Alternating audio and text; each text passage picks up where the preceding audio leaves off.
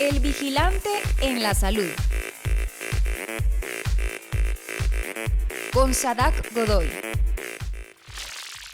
Hola, buenos días, buenas tardes, o también puede ser buenas noches, dependiendo del momento y el lugar donde usted nos vea, sintonice. Estamos en El Vigilante, noticiero mundial a través de internet, con su servidor Sadak Godoy, con el programa de medicina holística. Pero dirá usted, ¿y hoy de qué medicina nos va a hablar?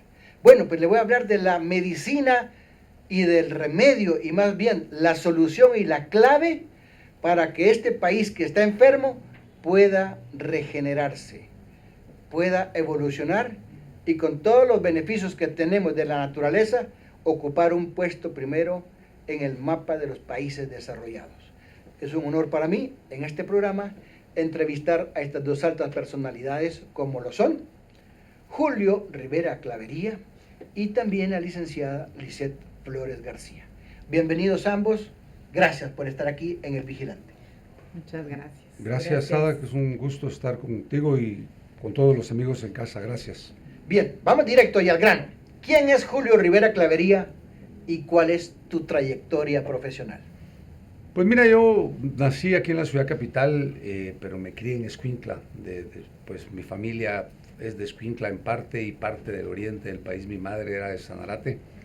Por lo tanto, toda mi vida transcurrió entre Escuintla y Sanarate. Después me vengo a la ciudad capital y estudio, salgo de bachiller, paso a la Universidad de San Carlos. Ahí me gradúo como abogado y notario, pero en la universidad comienzo a formar parte del Frente Estudiantil Social Cristiano. Por lo tanto, mi formación, digamos, política es social cristiana, y de ahí me traslado al Partido Democracia Cristiana, pues que era la línea lógica a seguir después del Frente Estudiantil Social Cristiano, y comienzo a trabajar en gobierno desde muy joven, a los 18 años, en el Ministerio Público, precisamente, en la sección de investigaciones criminales, y después me traslado al Banco de Guatemala, y después ya con el presidente Vinicio Cerezo me da la oportunidad de ocupar algunos puestos de gobierno, entre ellos viceministro, director del sistema penitenciario, director de la Guardia de Hacienda, control administrativo de la presidencia. Paso después a ser secretario de la presidencia del organismo judicial. Me quedo en varias asesorías. Vuelvo a ser con el presidente Otto Pérez viceministro de Gobernación. Y por último, el presidente Alejandro Maldonado me llama para que sea su secretario general del Sistema Nacional de Seguridad. Por lo tanto, toda mi vida ha transcurrido dentro del Estado. Yo soy un hombre formado en el Estado. Yo le decía a mis amigos ayer precisamente en una reunión, yo nunca he estado en la iniciativa privada, no conozco la iniciativa privada, pero en términos generales creo que el trabajo en los diferentes gobiernos me ha hecho un hombre formado en el tema de seguridad y de justicia. Eso quiere decir que entonces tenemos la persona idónea para ocupar el lugar que se debe para dirigir un país. ¿Y quién es Lisette Flores García? Bienvenida. Muchas gracias. Pues aquí hacemos la mancuerna perfecta porque yo soy netamente iniciativa privada. Toda mi vida he estado en la iniciativa privada. Soy principalmente pues guatemalteca, mujer, emprendedora, empresaria, madre, hija y una guatemalteca amante de su país, con deseos de verlo salir adelante, superarse y por supuesto ser una parte activa e importante en la superación y el desarrollo de esta bella nación que tenemos. Excelente, para aplaudir. Ok, licenciado Julio Clavería, ¿Rivera o Clavería? Conozca usted, por favor. Lo que sucede, Sada, que es que fíjate que a muchísima gente le gusta el apellido Clavería. Entonces me dicen licenciado Rivera Clavería, otros me dicen licenciado Clavería y otros me dicen Julio Clavería. Total, la verdad es que me da igual que me lo digan como quieran, porque al final lo hacen con mucho cariño y eso se siente. Eso es para mí lo más importante. Bien, entonces licenciado Julio Rivera Clavería, ¿cómo vas a mejorar el nivel educativo nacional? Creo que hay que hacer una reforma a fondo del Ministerio de Educación. Este es un tema de fondo, no es de forma. Quien viene a hablar de que el tema es de forma está mintiendo. Yo creo que lo que hay que entender en primer lugar es que el siglo XXI demanda de jóvenes estudiantes nuevas aptitudes en idiomas, en tecnología, que lo que no permite que muchos jóvenes en Guatemala puedan asumir puestos de responsabilidad en algunas empresas porque no tienen la capacidad y se les ha negado durante muchísimos años. Yo te cuento una anécdota muy rápida. Me invita el presidente Calderón Fournier en el 1992 a ir a Costa Rica y me sientan a la par del ministro de Educación. Y estando con él, me cuenta en 1992 que les faltaba solo una escuela para dejar integrado todo el sistema informático en Costa Rica.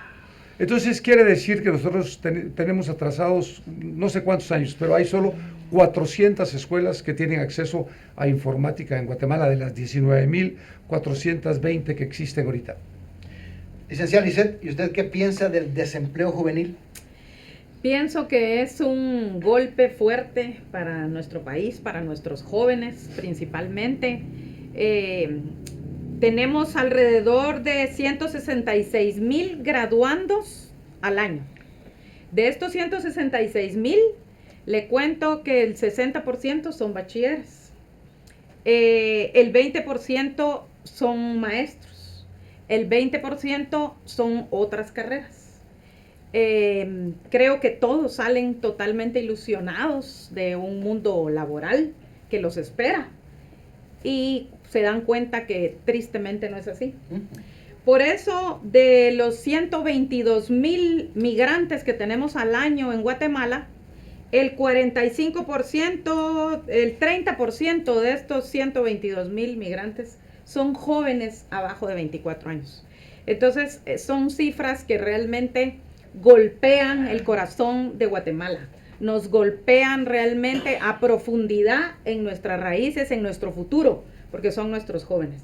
Tenemos que hacer algo urgente para poder incorporar a nuestros jóvenes al sistema laboral nacional, y pues esa es una de las iniciativas de ley que nosotros queremos hacer, darle apoyo a la iniciativa privada y en conjunto gobierno e iniciativa privada poderles dar un año de experiencia a estos jóvenes para que después puedan pues libremente salir al mercado laboral, porque uno de los grandes problemas por los que no les dan empleo es por la falta de experiencia.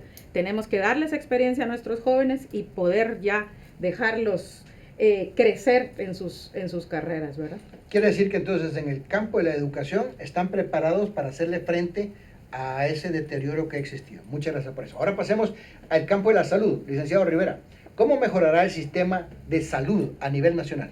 Yo creo que yo no soy especialista, desde luego, pero la experiencia de caminar el país me ha demostrado que hay una deficiencia muy grande en la salud primaria, en la salud preventiva. No se le enseña a la gente un sistema de higiene básica que permita que se lave la boca, que se laven las manos después de entrar al baño, etcétera. Por lo tanto, muchas de las enfermedades que tenemos en el área rural especialmente es por falta de higiene, en primer lugar. Pero también la infraestructura de puestos y centros de salud están sumamente deteriorados en una gran mayoría, y creo que hay que empezar por remozarlos, por dotarlos del equipamiento, de los trabajadores de salud y de la medicina suficiente. Yo creo que esto es lo básico que hay que hacer en el país para iniciar todo un nuevo proceso en medicina primaria, que a mí me parece, y preventiva, que me parece que es sumamente importante para evitar que después tengamos los hospitales saturados en todos los departamentos y en la ciudad capital, que ya prácticamente el Hospital Roosevelt y el San Juan de Dios no se dan abasto para atender tanto enfermo. Y es por eso. Y en segundo lugar, yo sí creo que esto debe ser parte de la parte educativa, de la currícula. Yo cuando era niño me recuerdo que recibía una clase que se llamaba Seguridad y Salud, y a uno le enseñaban a lavarse la boca, y a uno le enseñaban a lavarse las manos después de ir al baño, que yo no entiendo por qué se dejó de plantear en la currícula de la preprimaria y de la primaria. Y creo que es importante replantear todo esto para precisamente fortalecer la salud preventiva. Bien, Lisette, ¿qué piensas del desarrollo de la mujer y qué propondré? Sí, pienso que el desarrollo de la mujer es vital. Estoy convencida de que si en nuestro país hubiera las oportunidades las mujeres tuviéramos las oportunidades que realmente necesitamos, no habrían niños pobres en las calles, ni habrían jóvenes sueltos haciendo cosas indebidas o llevando vidas que no son dignas de los guatemaltecos. Estoy convencida de eso. Así que el desarrollo de la mujer es básico. Nosotros tenemos una propuesta interesante que queremos hacer a los guatemaltecos en su momento, y es el Banco de la Mujer. El Banco de la Mujer como tal, crear un banco con servicios financieros específicos para las necesidades de la mujer. Estudio, desarrollo, emprendimiento, todo lo que les pueda dar la facilidad de poderse desarrollar económicamente en este país, y eso se va a reflejar en nuestra juventud, en nuestros niños, etcétera. Excelente. En el campo de la salud, lo digo a calzón quitado, aquí en mi programa, el mayor índice de cáncer uterino es por algo tan sencillo, porque no le han dado información a la pareja. ¿Por qué? Oiga bien, y póngale atención, usted señora, el responsable de su flujo vaginal es el hombre, su marido. Sí. ¿Por qué? Porque no le hicieron la circuncisión. Y resulta que cuando él orina, ahí le queda en su glande, en su pene, gotas de orina. Y eso tiene una bacteria que se llama levadura. Esa levadura para arriba y para abajo no le molesta al hombre porque su órgano es externo. Cuando llega en la noche y tiene una relación sexual con su pareja, le introduce esas bacterias. Y entonces esas bacterias es la misma levadura que le ponen al pan para que crezca, que con el calor se desarrolla. Pues en el órgano interno de la mujer se crece, se desarrolla. ¿Y todo por qué? Porque el hombre no se asió, le introdujo las levaduras en interno y la mujer sufre de flujos vaginales, blanco, amarillo, verde, chocolate, y después de todo eso, vaya, nunca se ha enseñado que tiene que hacerse Papá Nicolau una vez al año, y como consecuencia, cáncer cervicuterino. Señores, de aquí en adelante, mande a su marido a bañarse y báñense los dos, antes de y después de, antes de usar sus órganos sexuales, así como antes de lavarse las manos, antes de comer y después de ir al baño, lo mismo. Como tú dijiste muy bien, atención primaria en salud. Jul, ¿qué plan tienes para erradicar las mafias en los sindicatos de salud y educación? Esa es una realidad muy concreta, desgraciadamente, en el Ministerio de Educación y en el Ministerio de Salud. Creo que lo primero que hay que hacer es revisar qué vamos a hacer con el sindicalismo en el Estado. Yo soy un hombre que creo profundamente en el sindicalismo, porque la función del sindicato es velar por los intereses de los trabajadores. El problema en Guatemala es que han sido cooptados algunos de los sindicatos, o se han formado muchos sindicatos. En el tema de salud, por ejemplo, de educación, existen entre 58 y 60 sindicatos, por lo tanto no dejan trabajar, porque aparte de eso, las directivas tienen algún tipo de privilegio, entre ellos no asistir a trabajar en vehículos, combustible, etcétera. Yo creo que es un tema que tenemos que resolver en gobierno, y en el que hay que hacer una reforma legal que permita que efectivamente el sindicalismo se fortalezca, pero sobre otra base, sobre la base de una dirigencia competente, de una dirigencia con liderazgo, de una dirigencia que vele por los intereses del trabajador, y que el número de sindicatos sea mínimo. O si es por lo menos 2, 3 sindicatos, para no permitir más de 2, 3 sindicatos por ministerio. Y que cumpla con su función, Desde luego, que es ver el beneficio de sus sindicalizados. Así es, sencillo. así es. Dice Lisette.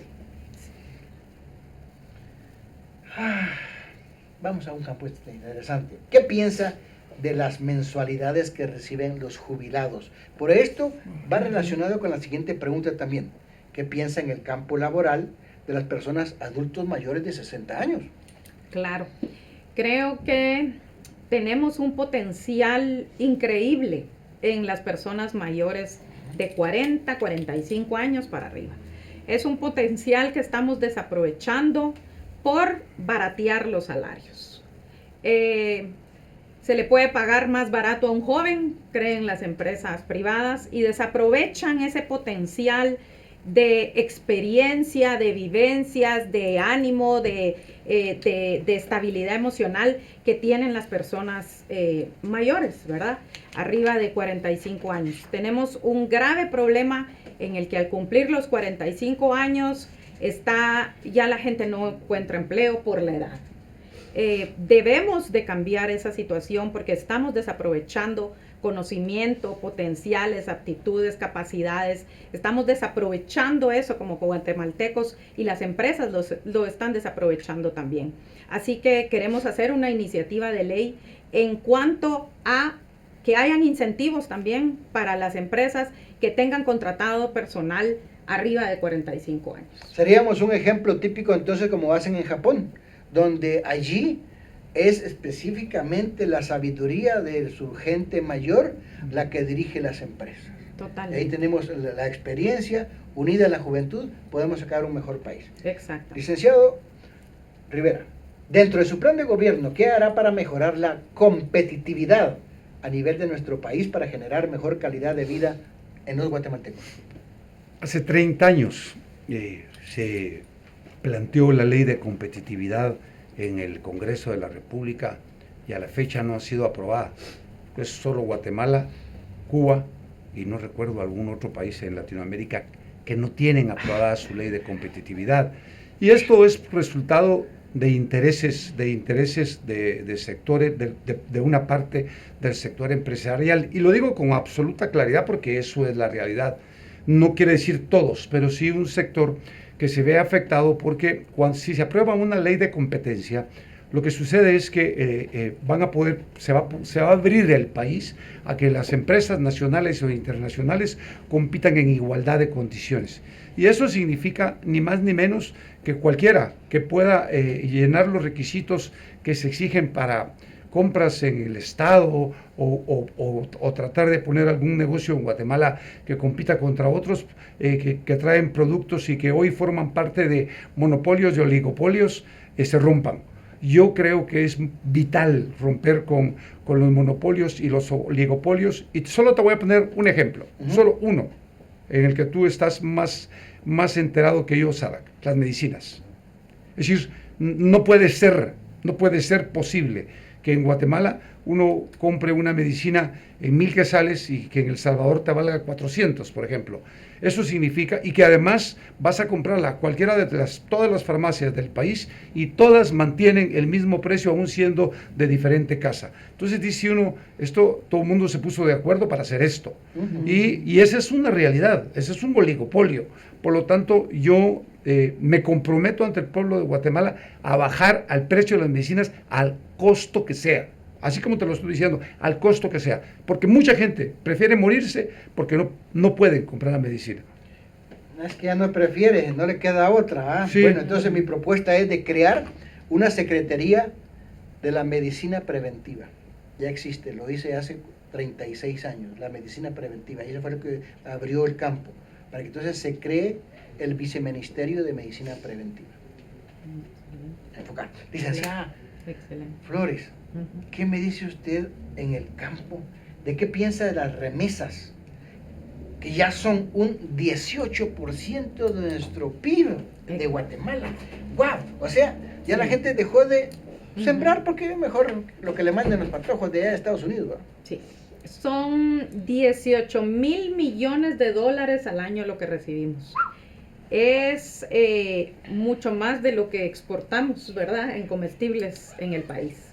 Es una cantidad importante para nuestro país y definitivamente creo que debemos de tener como guatemaltecos luchar por un respeto hacia el tipo de cambio que le dan a nuestros guatemaltecos que reciben aquí el dinero que con tanto esfuerzo nuestros compatriotas trabajan en el extranjero.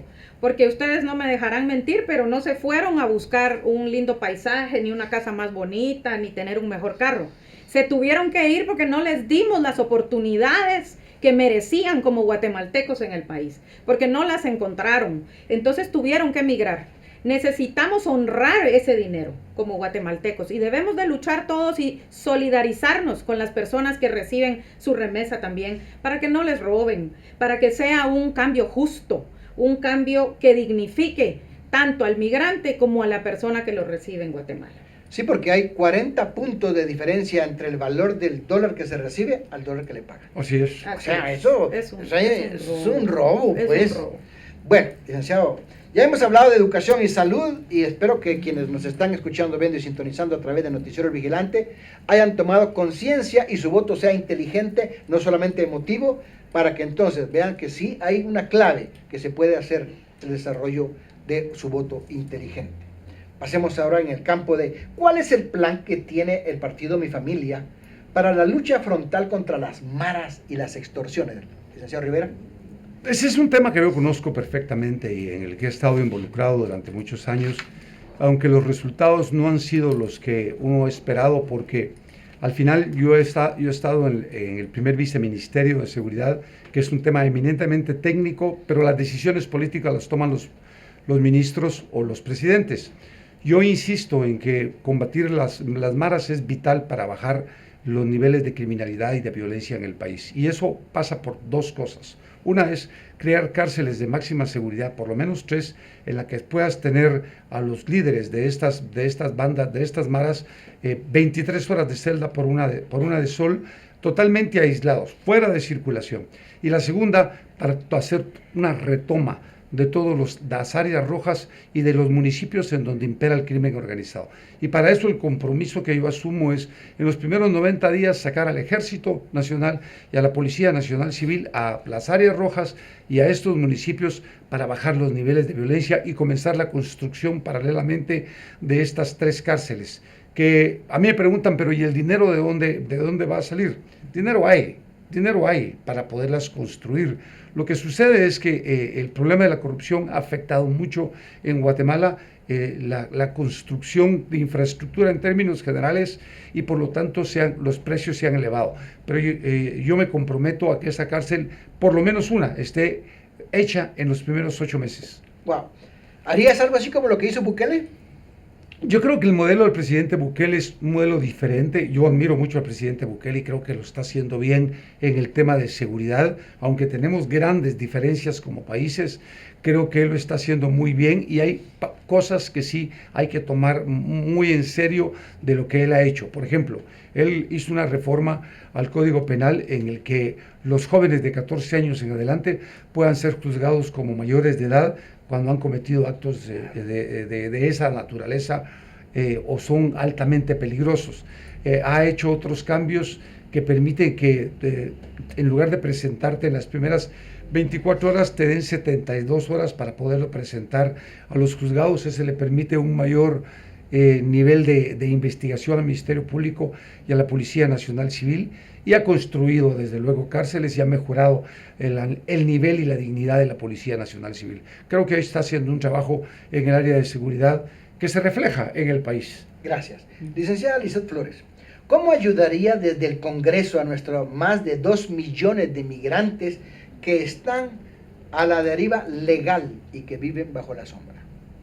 Sí, es una situación también como entre muchas que tenemos que ayudar a los guatemaltecos, ¿verdad? Tenemos a estos migrantes en su mayoría en Estados Unidos, en el país del norte. Tenemos en otros países también, pero principalmente en el país del norte, a la deriva, sin nadie por ellos. Eventualmente les dan su servicio de pasaporte, en el cual también las tarifas a veces en ciertos estados son excesivas. O sea, son situaciones que vulneran realmente a nuestros guatemaltecos. Yo quisiera proponer en la época, no sé si ustedes recordarán, en la época del Mitch, se les dio el TPS, se ofreció, este país del norte ofreció el TPS para los centroamericanos. Lo tomó El Salvador, lo tomó Honduras, y nuestro presidente de turno dijo que los guatemaltecos no lo necesitábamos. Entonces, debemos de luchar porque sean favorecidos con el TPS. Nuestros guatemaltecos en el exterior se van sin jamás poder volver a regresar si no logran su estatus en aquel país, ¿verdad?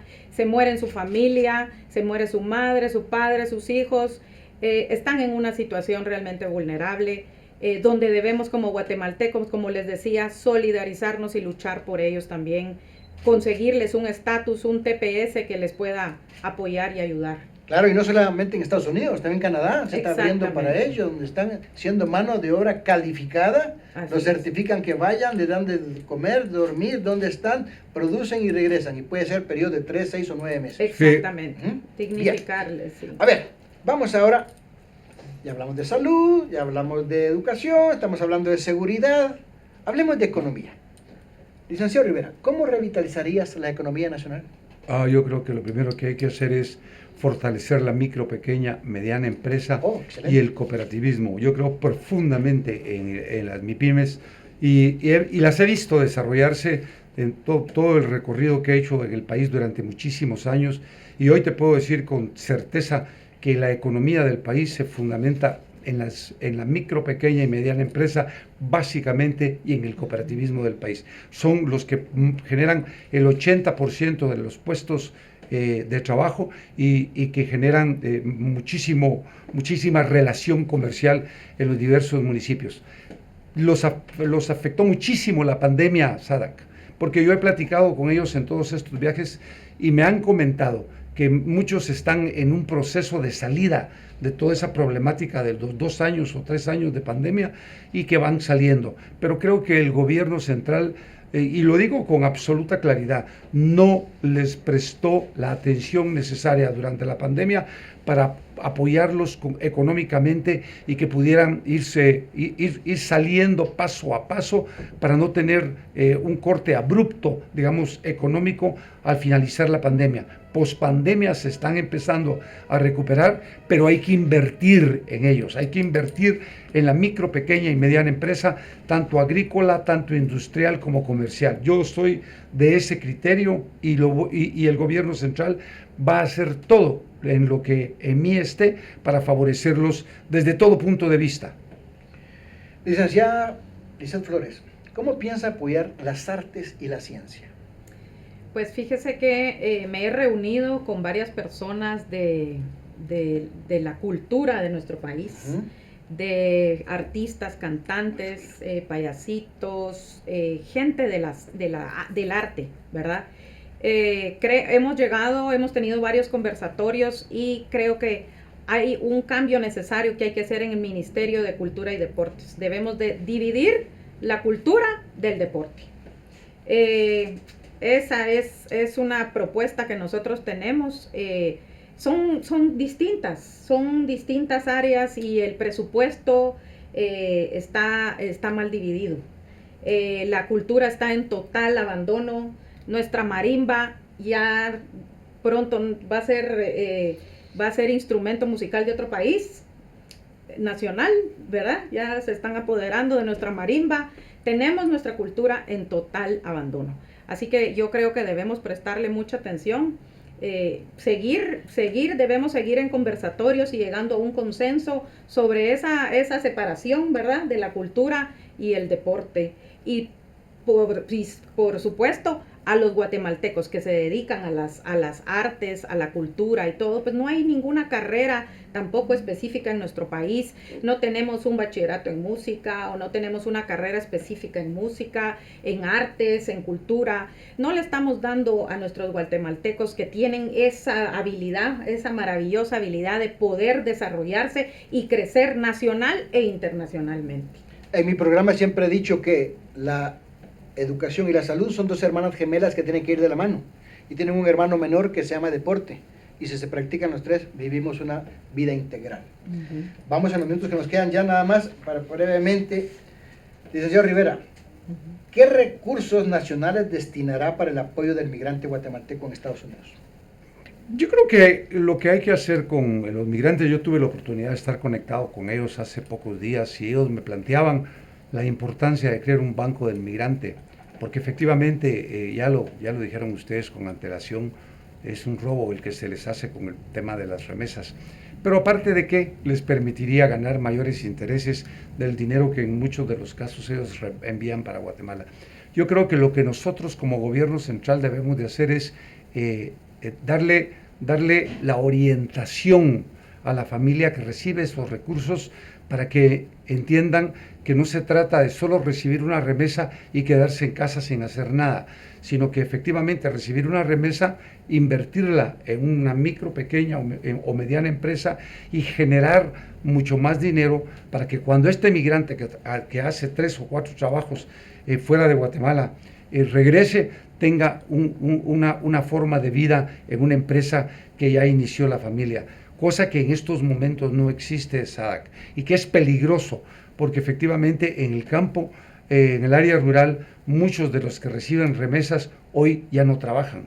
Y no quieren trabajar porque simplemente están esperando el mes, viene el dinero y ya compraron su tarjeta, ya tienen su televisor, ya tienen su comida, ya tienen todo y total ya no quieren trabajar. Y es un error que hay que corregir ahora, porque más adelante va a ser un tema muy complicado en el futuro. Están los famosos niños, ni trabajan ni estudian, y es un tema muy complicado para el futuro. Excelente. Entonces ya hemos visto educación, salud, seguridad, inversión, licenciada Flores. Ay, vamos a esto que es muy importante para los jóvenes que están del otro lado viéndonos, porque este tema les interesa. ¿Qué piensa de las empresas como Infornet, que han declarado la muerte civil de miles de guatemaltecos a través de su información personal y desprestigiarlos? Creo que son empresas injustas, que son empresas que deberían de desaparecer de nuestro país. Son empresas que no debemos darle lugar ni cabida en este país, porque para ajuste de penas, pues ustedes tal vez no lo saben, pero el mayor dueño de estas empresas es un extranjero. Su banco de datos está en el exterior. No debemos de permitir ese tipo de cosas porque le han hecho un gran daño a nuestros guatemaltecos. Les han vedado su trabajo, les han vedado crédito, les han coartado su vida dentro de este país por una información que a veces no es ni precisa ni concisa, ¿verdad? Es a veces un evento que un guatemalteco, una mala experiencia que tuvo y queda marcado de por vida en el sistema financiero y en el sistema laboral y no puede ni conseguir trabajo ni optar a crédito. Definitivamente no pueden existir ese tipo de empresas en nuestro país y vamos a luchar porque así sea. Concluyamos con usted. ¿Cuál es su mensaje para nuestros cibernautas que nos ven? Pues queridos amigos guatemaltecos de corazón, estamos ante la nueva posibilidad de poder hacer un cambio verdadero en nuestro país. Los invito a que su voto sea consciente este 25 de junio, que nos investiguen, que investiguen a la gente por la que van a votar, que no sean los mismos de siempre, que salgamos por favor de este círculo de corrupción en el que nos han metido. Está en nuestras manos poderlo hacer, así que los invito este 25 de junio a que si hoy les pareció, nos investiguen y voten por Mi Familia, papeleta celeste para diputados, papeleta blanca para presidentes, y que investiguen por favor y su voto sea consciente, con amor en Guatemala. Gracias. Julio, para terminar contigo, ¿pena de muerte o cadena perpetua? ¿Y por qué? Yo siempre he planteado la cadena perpetua como una solución a la problemática de la violencia y de la criminalidad, porque el problema con la pena de muerte es que la gente cree que se aplica de manera inmediata, y no es cierto. La pena de muerte puede tardar 12 años, dependiendo del tipo de proceso y de los recursos que un abogado vaya planteando. Aparte de que eso depende del Congreso de la República ponerla en marcha. Ahora, si la ponen en marcha, ten la certeza de que yo no tengo ningún problema para firmar una resolución para que a alguien se le aplique la pena de muerte. Pero la cadena perpetua permite algo que es importantísimo: sacar de circulación de por vida a una persona que ha cometido actos violentos y criminales en contra de la sociedad, y de ahí, de la prisión, sale en cajón al cementerio. Por lo tanto, yo comparto ese criterio de la cadena perpetua. Es una salida valedera para terminar con esta gente. Y para concluir, una pregunta para cada uno de ustedes, la misma pregunta, porque se la están preguntando quienes nos están viendo. ¿Por qué debería de votar por ti? Pues mira, yo tengo la experiencia de muchos años, me he capacitado en el Estado, conozco el Estado perfectamente, soy un profesional, soy un hombre formado políticamente, y tengo muchos años de experiencia en mi vida laboral en el tema de seguridad y de justicia, básicamente, pero conozco también otras áreas. Aparte de que conozco el país a fondo, conozco la problemática económica, social y política a fondo del país, la he estudiado, la he analizado, pero más que todo la he vivido. Y por lo tanto yo tengo la experiencia para saber qué rumbo darle al país y por dónde llevarlo para que salgamos de esta crisis política, económica y social que nos está afectando de una manera desmedida a todos los guatemaltecos. Y pedirles que este 25 de junio vayan a votar, pero sí, voten por Julio Rivera Clavería, porque yo no los voy a defraudar. Gracias. Licenciada, ¿y usted en el Congreso? ¿Por qué debería votar por usted? Pues yo te diría, primero que todo, porque soy una guatemalteca amante de mi país, que en buen chapín les voy a decir, no tengo cola que me machuquen.